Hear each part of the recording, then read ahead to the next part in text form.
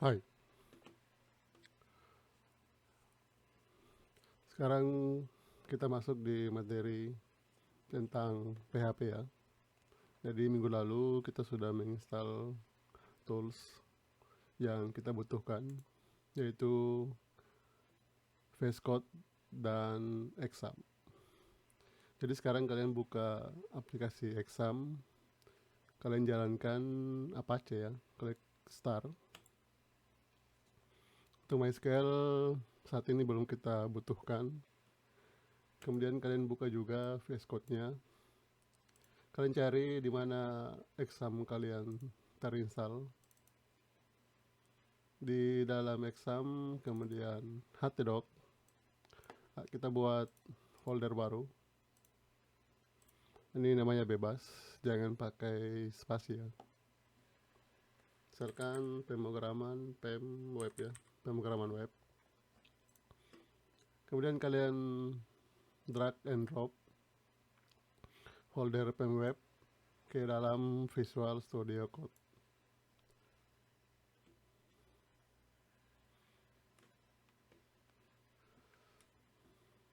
Sekarang kita jalankan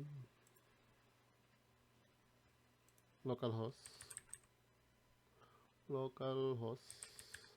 slash nama foldernya ya, web, enter ya. Jadi kalau di dalamnya tidak ada file index, dia akan membuka isi folder. Contohnya kalau saya buat sebuah file ya, kalian bisa klik new file atau new file di sini. Ini sama ya, misalkan new file latihan 1.php. Kalau saya refresh, nah, dia akan buka ya latihan 1.php. Bedanya kalau saya buat file index ya, index titik php, dan saya refresh, dia sudah tidak lagi membuka foldernya, karena pada saat kita mengakses localhost slash nama folder, file yang pertama yang diakses itu adalah index.php. Jika tidak ada index.php, dia akan mencari index.html. Jika tidak ada kedua file tersebut, maka dia akan menampilkan seluruh isi file. Ini kalau saya hapus kembali ya, dan saya refresh ya, dia akan menampilkan seluruh isi file dari folder tersebut. Kita akan gunakan latihan 1 ya. Jadi kalian klik latihan 1. Ini saya perbesar. Saya tutup setbarnya, Ctrl B. Nah, yang pertama kita akan belajar bagaimana cara menulis sintaks PHP atau script PHP. Jadi saya harap kalian sudah buat snippet ya, user snippet. Jadi untuk membuka tag PHP, kita tidak perlu lagi mengetik manual. Kalian cukup tekan PHP dan di tab. Misalkan kita ingin mencetak sebuah data, tinggal gunakan echo Unitama. Jangan lupa titik komanya ya. Kemudian kalau isinya hanya script PHP saja, ini tidak perlu ditulis ya. Nanti VS Code secara otomatis dia akan menghapus penutupnya. Kalau saya save, penutupnya akan dihapus. Jadi kalau saya refresh, ya, dia akan mencetak tulisan Unitama.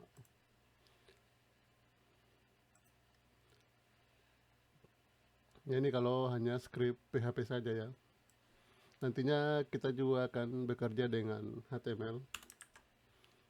Jadi kalian hapus semuanya, tanda seru, kemudian tab. Jadi buka tag HTML, kalian tekan lagi PHP, kemudian di tab echo Unitama, kemudian di save. Kalau tulisan tag PHP-nya hanya satu baris, ini kalian bisa tidak pakai tanda titik koma ya. Tapi kalau lebih dari satu baris, kalian wajib pakai tanda titik koma. Dan tadi saya bilang ya, kalau hanya script PHP saja, ini tidak kita butuhkan. Tapi karena sekarang ada dua ya, ada script HTML, ada juga script PHP. Makanya tag PHP-nya itu wajib kita tutup ya. Kalau saya refresh, sama ya, muncul tulisan Unitama. Kemudian kalau kalian mau mencetak Unitama dengan huruf besar, biasanya di HTML ada namanya tag H1 ya. H1, kemudian ditutup Unitama, save dan refresh ya, muncul tulisan Unitama. Tapi cara ini adalah cara yang tidak direkomendasikan. Kenapa? Karena kita menulis tag HTML di dalam PHP. Cara yang direkomendasikan itu yaitu sebaliknya, tag PHP kita tulis di dalam HTML. Jadi kalian buat dulu H1, kemudian di tab, baru kita buka tag PHP, kemudian echo ya, echo Unitama, save, refresh ya, sama ya. Tapi cara ini lebih bagus atau lebih direkomendasikan. Kemudian kalau kalian hanya ingin mengecho sebuah tulisan PHP, buka dulu H1 ya, satu, kemudian di tab PHP kemudian tab. Jadi tulisan PHP ini PHP echo ya, PHP echo ini kalian bisa ganti dengan sama dengan, ini sama saja ya. Jadi ini lebih praktis. Makanya kemarin saya buat dua buah user snippet ya, ada PHP dan PHP echo, save dan refresh ya. Hasilnya semua sama, tapi cara ini lebih direkomendasikan ya dibanding cara yang pertama, yaitu cara menulis script PHP.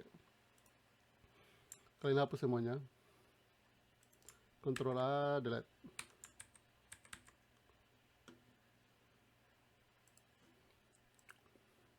Sekarang kita buka lagi tag PHP. Jadi output di PHP ada beberapa. Tadi kita bisa gunakan echo. Kalau tulisannya berupa string atau teks, misalkan Unitama, berarti kalian wajib pakai tanda kutip. Kalian bisa pakai kutip 1 atau bisa juga pakai kutip 2 ya. Kalau untuk saat ini belum ada bedanya. Tapi sebenarnya kutip 2 itu dia lebih powerful atau lebih kuat dibanding kutip 1. Nanti kita masuk ke studi kasus, baru saya perlihatkan kenapa kutip 2 lebih bagus dibanding kutip 1. Cuman kalau mengetik ya, saya lebih sering gunakan kutip 1 dibanding kutip 2. Kenapa? Karena kalau pakai kutip 1 kita tidak perlu pencet shift ya. Tapi oleh kutip 2 kita harus pencet shift. Tapi nantinya ya ada kasus di mana kita wajib menggunakan kutip 2 dibanding kutip 1. Untuk saat ini kita abaikan ya. Kita gunakan saja kutip 1.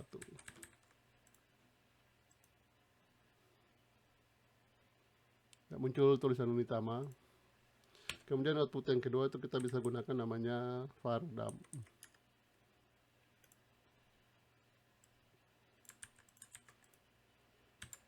Kalau saya save dan refresh ya, ini saya komentar dulu ya. Kalau komentar kontrol garis miring atau kontrol slash.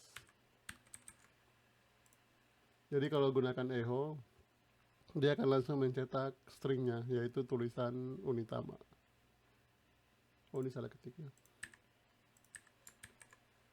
Tapi kalau kalian menggunakan Vardam, selain mencetak tulisannya string Unitama, dia akan juga mencetak tipe datanya. Karena Unitama ini merupakan tipe data string, makanya di sini tulis adalah string. Dan panjang datanya. Panjang datanya itu adalah 7. Ini 7 uni, ini 3, ini 4. Tapi kalau kalian mau mencetak tipe data integer atau angka, tekan 2024, ya kalian tidak perlu pakai tanda kutip. Ini kalau saya refresh, dia langsung beritahukan tipe datanya adalah integer. Kemudian kalau tipe data float ya, float atau bilangan desimal, bilangan ganjil, jangan kalian pakai tanda koma. Ini dia yang kena anggap 2 buah data ya. Kalian pakai tanda titik 2020,20.24. Kemudian saya refresh, ya ini ya. Tipe datanya adalah float.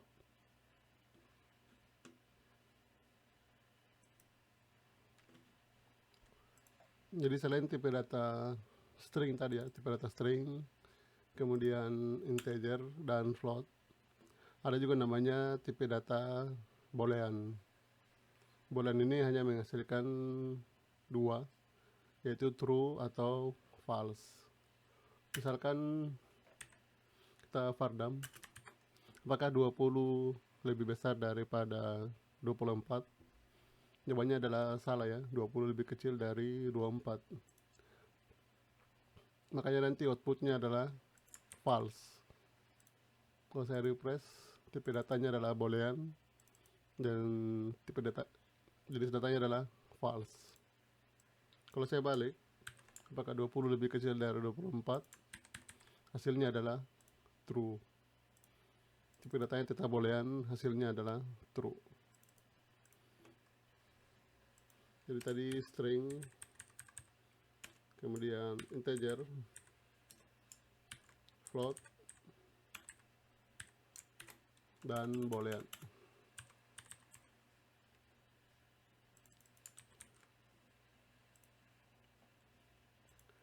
Selanjutnya, tipe data berikutnya adalah variabel.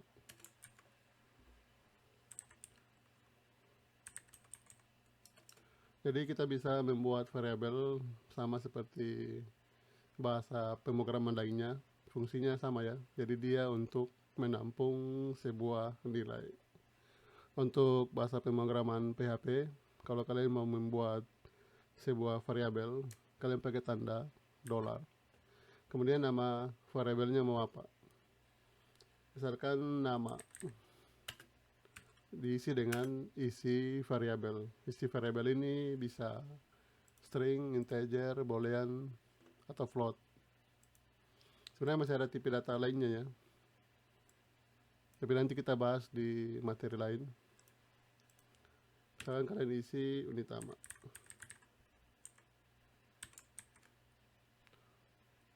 Untuk mencetaknya tinggal kalian echo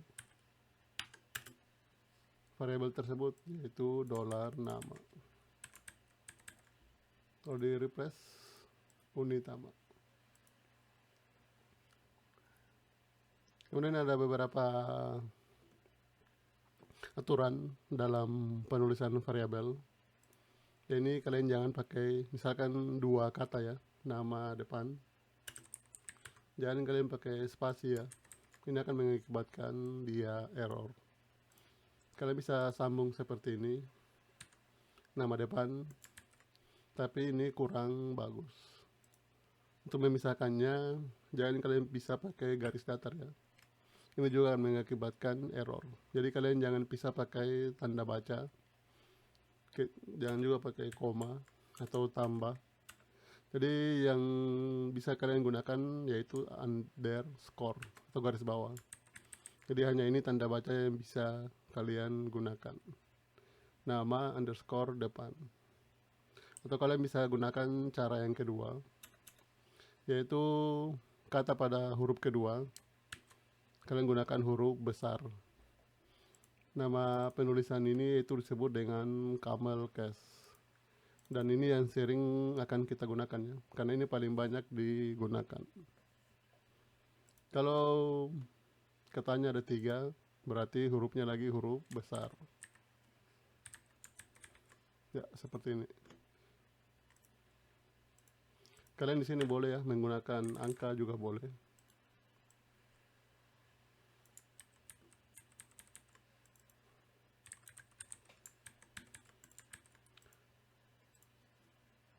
Refresh. Oh, ini salah ya. Unitama.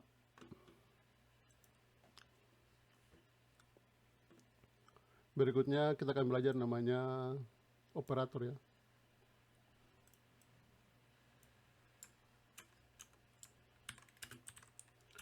Operator. Jadi sama seperti di kalkulator ya, ada namanya operator aritmatika. Misalkan 2 ditambah 2. Eho ya. Eho 2 tambah 2.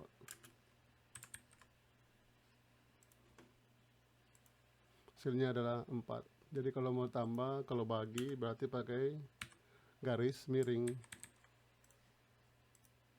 Kalau kali pakai tanda bintang ya. 2 kali 2.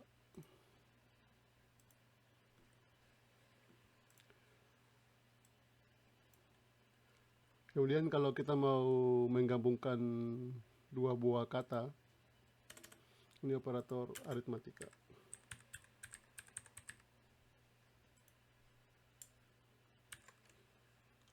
Kemudian operator penggabungan string.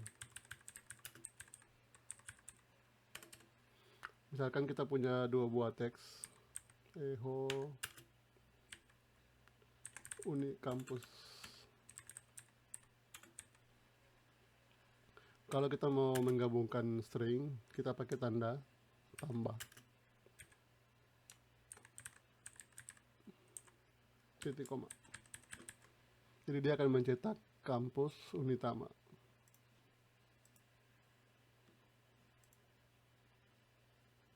Bukan tanda tambah ya, tapi tanda titik. Kampus Unitama. Kalau mau ada spasinya bagaimana? Kalian bisa kasih spasi di sini, tapi ini kurang bagus ya. Biasanya kita akan gabungkan lagi dengan spasi. Jadi kampus kita gabungkan dengan spasi, kita gabungkan lagi dengan tulisan Unitama. Kalau di refresh ya, kampus Unitama. Ini kita komentari lagi, kontrol garis miring. Berikutnya operator perbandingan. Jadi di sini kita bisa membandingkan 2 buah data. Tapi kalau operator perbandingan, kalian jangan pakai eho ya, pakai vardam. Misalkan kita akan membandingkan angka 2 ya. Apakah 2 sama dengan 2? Ini sama dengannya 2 kali ya. Jadi kalian harus install font ya. Font yang saya gunakan yaitu ViraCode. Kalau kalian tidak install ViraCode, nanti sama dengannya dia terpisah. Jadi kalau kalian sudah install, sama dengannya akan nyambung. Jadi kita akan periksa apakah 2 sama dengan 2. Hasilnya adalah true, boolean true. Dan apakah 2 sama dengan 1, hasilnya adalah false. Kemudian bagaimana jika apakah 2 sama dengan 2, tapi tipe datanya berbeda ya. Yang ini tipe datanya integer, yang ini tipe datanya adalah string. Kita lihat hasilnya. Ya, hasilnya tetap adalah true. Karena kalau kita hanya memang gunakan sama dengannya 2, berarti dia tidak membandingkan tipe datanya. Dianggap ini 2 dan ini juga adalah 2, makanya hasilnya adalah true. Kalau kita mau membandingkan juga tipe datanya, ini tipe datanya integer, yang ini string, berarti sama dengannya harus 3. Supaya dia membandingkan juga tipe datanya. Ini hasilnya adalah false. Karena beda ya tipe datanya. Ini integer, yang sebelah adalah string.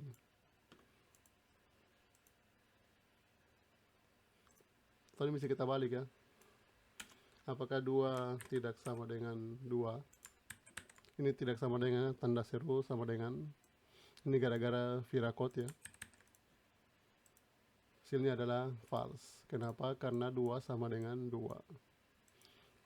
Tapi kalau kita pakai tidak sama dengan, di refresh hasilnya adalah true. Kebalikan dari tadi ya. Karena ada tanda seru di depannya. Komentar lagi. Kemudian operator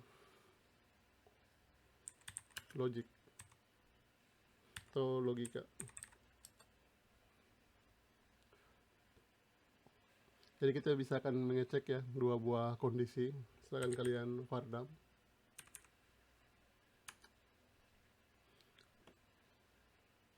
Misalkan buka kurung ya.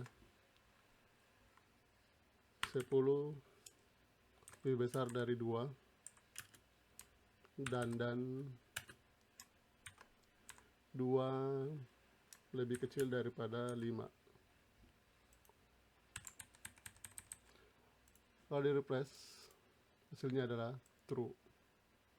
Jadi kalau kita gunakan dan jika kedua kondisi terpenuhi, baru hasilnya adalah true. Apakah 10 lebih besar daripada 2?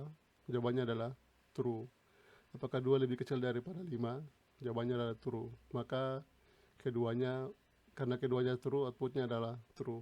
Ini kalau kita gunakan dan. Tapi jika salah satunya bernilai false,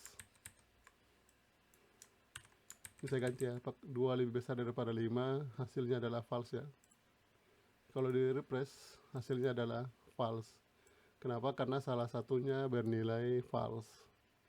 Jadi kalau kita gunakan dan harus kedua kondisinya terpenuhi, nanti outputnya bernilai true.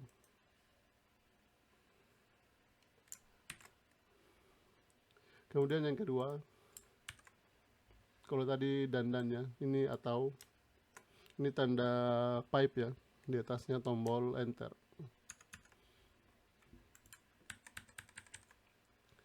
Ini kalau di refresh hasilnya adalah true. Ini kalau kalian gunakan atau, berarti jika salah satu kondisinya terpenuhi, nanti dia akan bernilai true. Apakah 10 lebih besar daripada 2? Nilainya adalah true. Apakah 2 lebih kecil daripada 5? Nilainya adalah false. Jika salah satu kondisinya terpenuhi, dia akan bernilai true.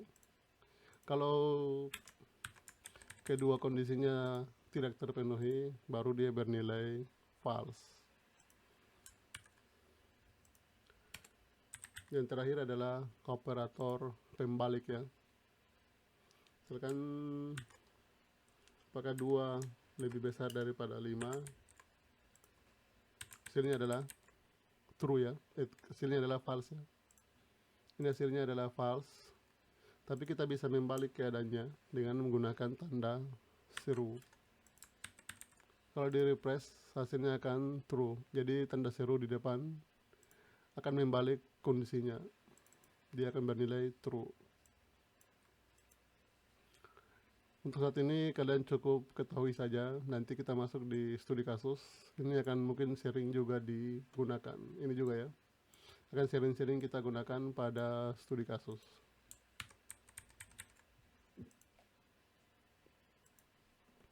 Sekian untuk materi kali ini.